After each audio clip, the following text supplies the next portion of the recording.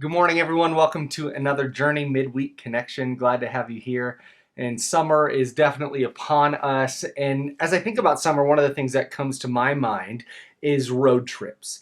Some of my best memories and conversations that I've ever had have been when me and some friends or family have piled into a car, packed some good snacks, had good music, and set off for the destination in mind, enjoying the trip along the way. Now, I don't know about you and your history. Some of you might love road trips and going on long excursions, and some of you might hate it. But for me, that's one of the things that I think about when it comes to summer.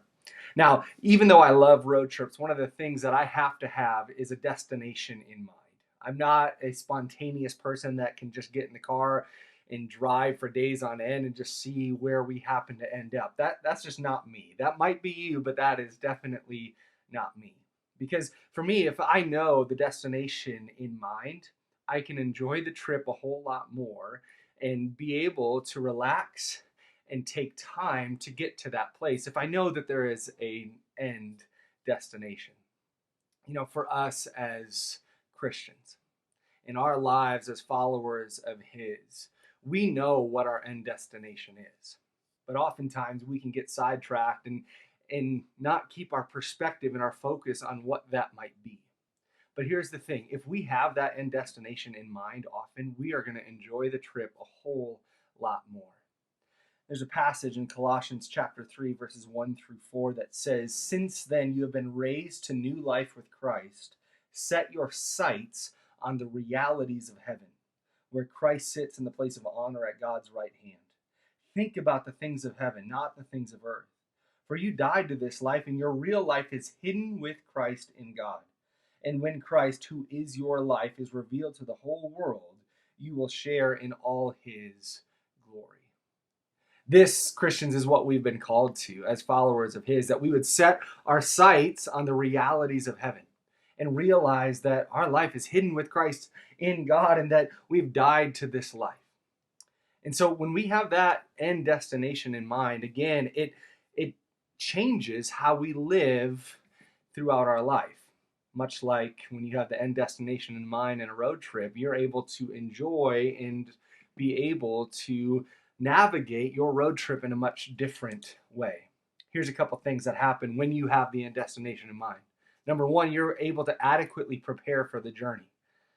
Oftentimes, if we don't have that end destination in mind, we don't know what to pack, what to bring, or how to prepare. But for us as Christians, we know what the end destination is, and so we can adequately prepare for the road that's in front of us.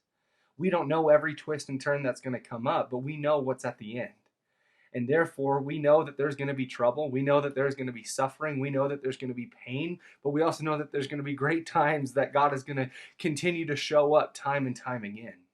And when we know that, and when our focus is set on that, we won't be thrown off when trouble comes or when a twist comes that we weren't expecting, but we'll be able to prepare and handle anything that comes our way because, again, our destination is set for us.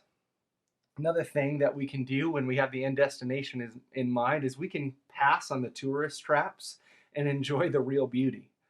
As we take a road trip in this great country of ours, there are a lot of tourist traps out there luring us in, like a 14-foot teapot in Chester, West Virginia, or the Museum of Funeral History, or the world's largest ball of twine in Cawker City, Kansas, which weighs 9 tons, and I could go on and on.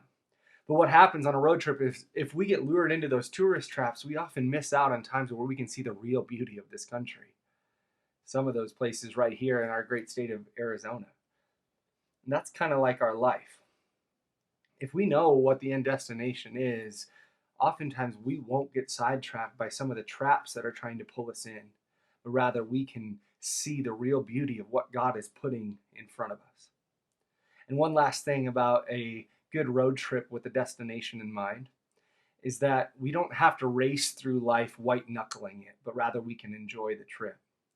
I have a few relatives that on road trips, no matter how far they're going, they will not stop for anything other than gas, and that's about it. They won't stop for food or to sleep. They will just get in their vehicle and drive and drive and drive until they get there. Now, for me, I like a little bit more time. I remember a great trip with friends where we traveled about a 6-hour distance on a normal trip.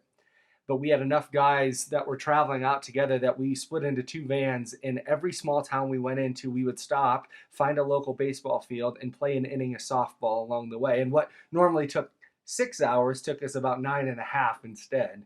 But it was an incredible trip where we paused and played an inning in each thing. You know, for us as Christians, when we know what's in the end for us, we can enjoy every moment rather than white knuckling our way to the very end.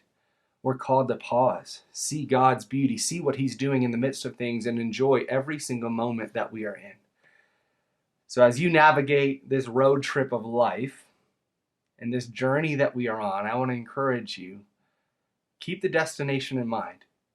Know what's coming up, know what you can prepare for, but also take in the real beauty and pause and see what God is doing. I hope you have a great day.